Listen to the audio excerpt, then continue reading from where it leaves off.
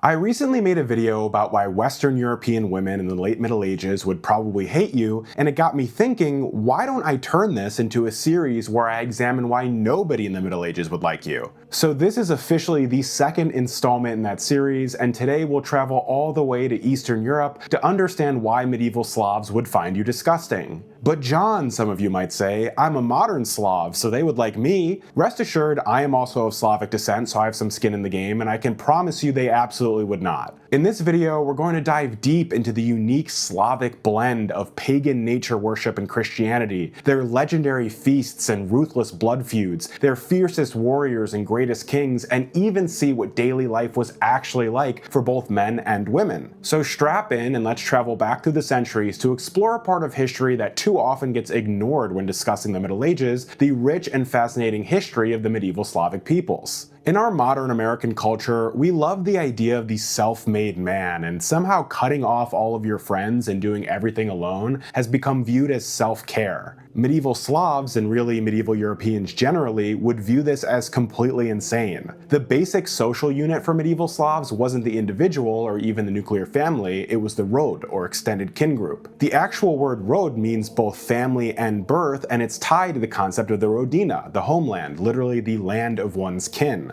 Your identity was inseparable from your web of relatives, and you did not exist apart from the community. If you asked a medieval Slav what the meaning of life was, they would probably gesture at the other people sitting around the fire. You see this play out in actual history too, like with Princess Olga of Kiev. When her husband, Prince Igor, was murdered by the Drevlians in 945, she basically snapped and personally orchestrated the slaughter of Drevlian envoys, massacred thousands of their elites, and burned their capital to the ground using pigeons and sulfur. Sure, these guys murdered her husband, but didn't she take her revenge a little too far? No, actually, and she would have thought of it less as revenge and more as the fulfillment of her sacred duty. Her husband's blood had to be answered by his kin, and she was his kin. It was as simple as that. Even in daily life, there was this sense of everybody being deeply intertwined with these blood ties. Villagers usually worked the land communally, especially for plowing and harvesting, and I've always felt like this kind of communal living probably would do wonders for your mental health. They would pool their tools together, share oxen, and then feast together after. Even political power was rooted in this ethos of shared responsibility that doesn't really exist anymore. Many Slavic tribes govern themselves through veche assemblies, which were councils where elders and kin groups debated until they reached a unanimous agreement. People were always suspicious of change, and the customs of the ancestors were sacred. One of these customs was communal feasting, which was probably a lot of fun, but also served as a sacred act of remembering and honoring the dead. In Russia, these feasts were called brachina, in Ukraine they were called trisna, and in Serbia, slava.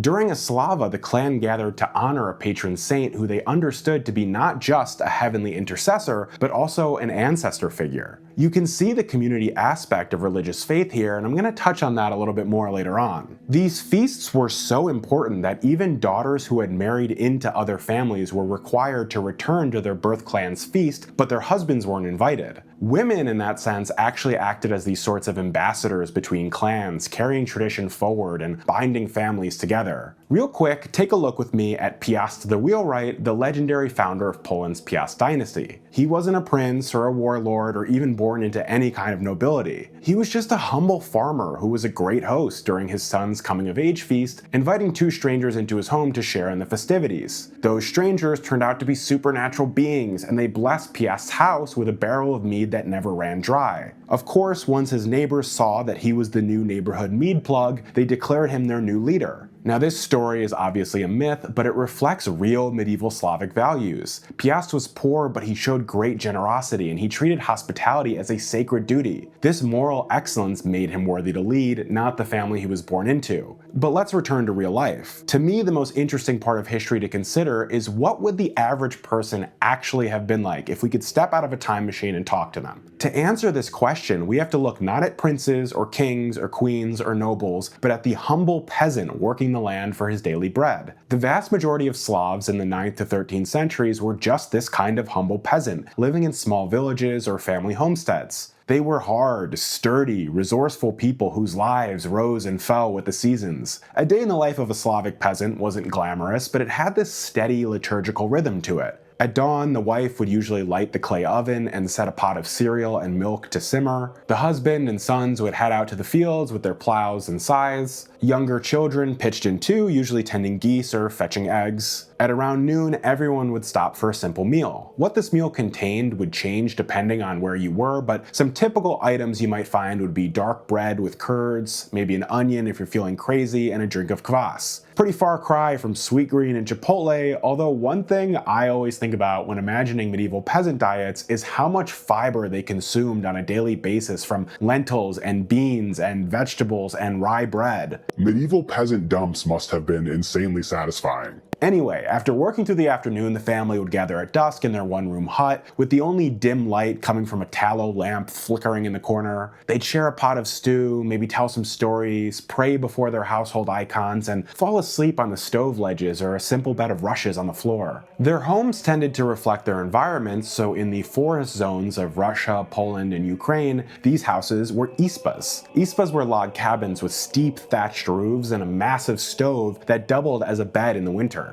In the southern Slavic lands, homes tended to be wattle and daub, built of woven willow plastered with clay. As you can probably imagine, these people weren't flexing in ostentatious clothing. Men were usually rocking tunics and trousers, and I'll say again here that tunics need to make a comeback, and I am more than happy to lead that movement. Women usually wore long dresses that were embroidered with bright geometric or floral patterns. Married women covered their hair with kerchiefs, while unmarried girls wore their hair in braids decorated with ribbons and herbs on festival days. Slavic peasants worked hard, obviously, but they also knew how to play hard because they were always looking for any excuse to turn up. In addition to the feasts I mentioned earlier, village life was full of rituals and holidays that were sort of a mix of pagan traditions and the new Christian faith, like Kolyeda, the winter festival, where you could test out your singing chops with some hardcore caroling. There was also Maslenitsa, the week before Lent, which was basically a blur of sleigh rides and pancakes. These were people who did everything together, who experienced life as a community, both the highs and the lows, partying together, but also sharing in each other's grief and tragedy. In the modern world, the sacred is usually restricted to church buildings or other holy sites, but for medieval Slavs there was really no separation between the sacred and the ordinary. The divine was present in the soil, the seasons, the bread, even your daily work, and we're going to talk a little more about that in just a moment.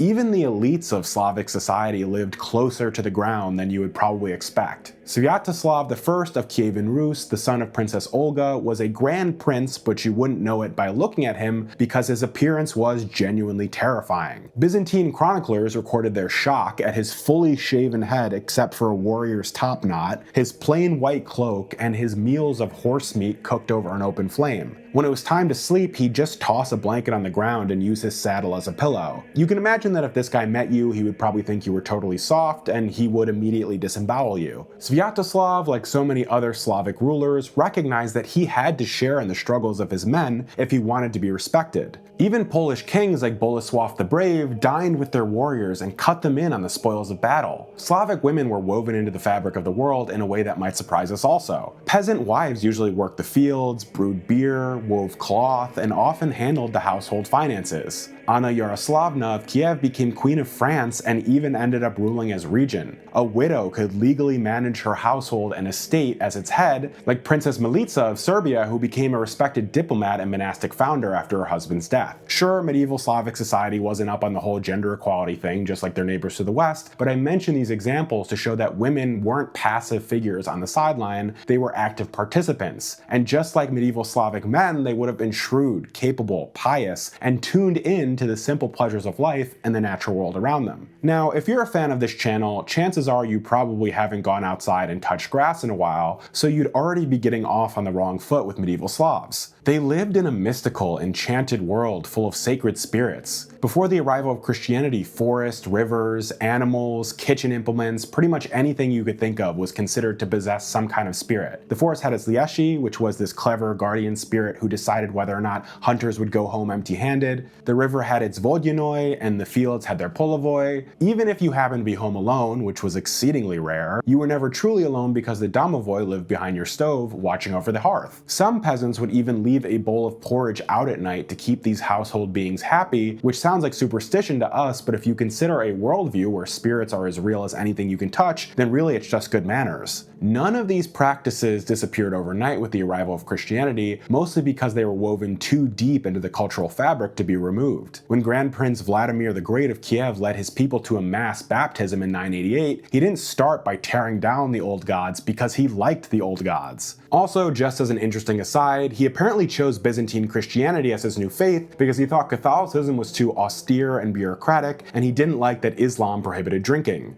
The real reason is probably the geographic closeness of Byzantium to his realm and the potential political alliance that entailed, but who are we to say? Vladimir did eventually drag the old pagan idols down and toss them into the river, but even then people clung to their traditions. Instead of worshipping Perun the thunder god, they just changed him to Saint Elijah, and instead of worshipping the earth goddess Mokosh, they turned her to Saint Paraskeva. Even the great pagan fertility and fire festivals got rebranded, like Ivan Kupala Day becoming linked to Saint John the Baptist, but still featuring the same bonfires and river rituals as before. Medieval Slavs were comfortable with Christianity and paganism living side by side, but there were certainly those at the time who didn't take so kindly to it. Around the 11th century, Bishop Herman of Prague raged against the practices he observed in village life, like people setting out food for their dead ancestors or treating their saints' icons as if they were household gods. A full 100 years later, church chroniclers in Poland were grumbling that peasants remained pagan despite baptism, and in Kievan Rus, pagan priests called the Volkvi would sometimes lead uprisings against the new Christian traditions. But all of this leads us back to our original question: why wouldn't these medieval Slavs like you? For one, they probably wouldn't understand your modern Christianity, even if you were Orthodox, and they would wonder why you don't hold ritual feasts to promote fertility. Beyond that, there's just no way you care about the natural world as much as they did. And before you argue, I'm not talking about making sure you compost and recycle, I'm talking about an entire worldview that would be completely incompatible with modern life. Trying to explain asphalt and strip malls to a medieval Slav would be like explaining baseball to an alien. To be fair, they'd probably have similar difficulty explaining river spirits to you, so we'll call it even. But let's land the plane here. Just coming at this from the point of view of a modern American, I can safely say that medieval Slavs probably wouldn't have been my biggest fans. They lived in an entirely different world, a world of sacred nature, strong kinship bonds, and completely communal living. They were hardy and resourceful people who cared deeply about their faith and thought constantly about how to protect the ones they loved. If you showed up, smartphone in hand, fresh off a bout of modern isolation, suffice to say there would be a lot of misunderstandings. But maybe the question should be less about what would cause beef with our medieval ancestors and more so what we can learn from them. At least here in the United States, we've mostly moved away from village living, and it seems like we spend more and more time alone.